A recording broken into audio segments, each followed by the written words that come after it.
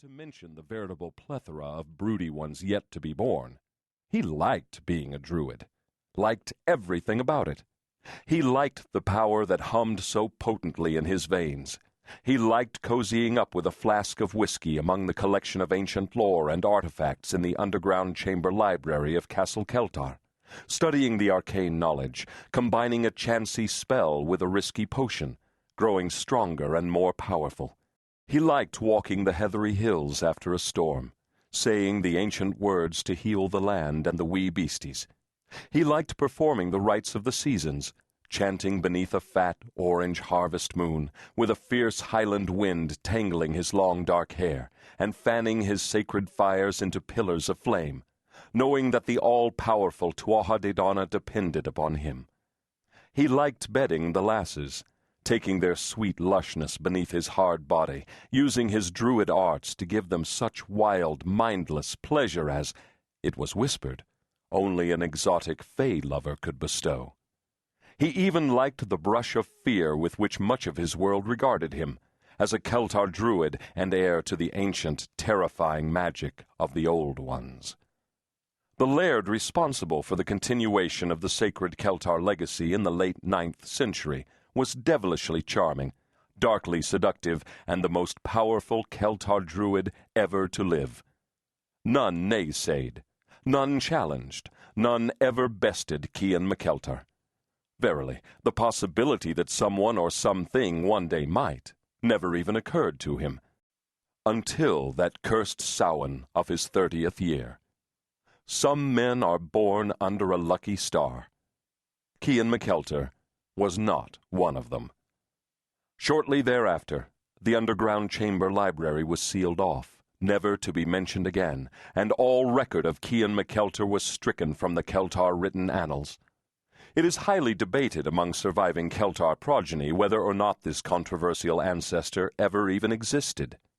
And none know that now, some 1,100 years later, Cian McKeltar still lives. Sort of. In a hellish manner of speaking. Part 1.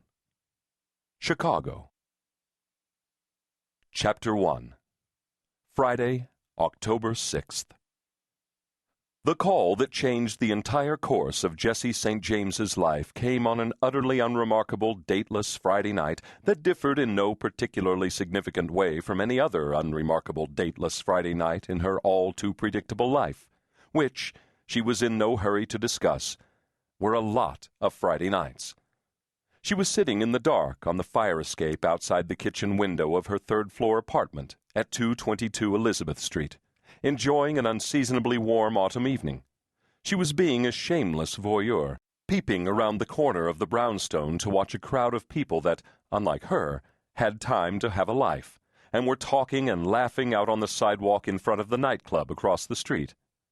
For the past few minutes, she'd been riveted by a leggy redhead and her boyfriend, a dark-haired, sun-bronzed, muscled hottie in jeans and a white T-shirt. He kept backing his girlfriend up against the wall, stretching her hands above her head and kissing her like there was no tomorrow, getting into it with his whole gorgeous, rippling body. And would you just look at that hip action, the way he was grinding against her. They might as well be doing it right there in the street. Jessi sucked in a sharp breath. God, had she ever been kissed like that? Like the man couldn't wait to get inside her? Like he wanted to devour her, maybe crawl right inside her skin? The redhead's hand slipped free, down to the hottie's ass, fingers curving into his muscled butt, and Jessi's hands curled into fists. When the hottie's hand skimmed up the redhead's breasts, his thumbs grazing her nipples, Jessi's own went hard as little pearls. She could almost imagine she was the one he was kissing, that she was the one he was about to have hot, animalistic. Why can't I have a life like that? She thought. You can, an inner voice reminded, after your Ph.D. The reminder wasn't nearly as effective as it had been years ago as an undergrad.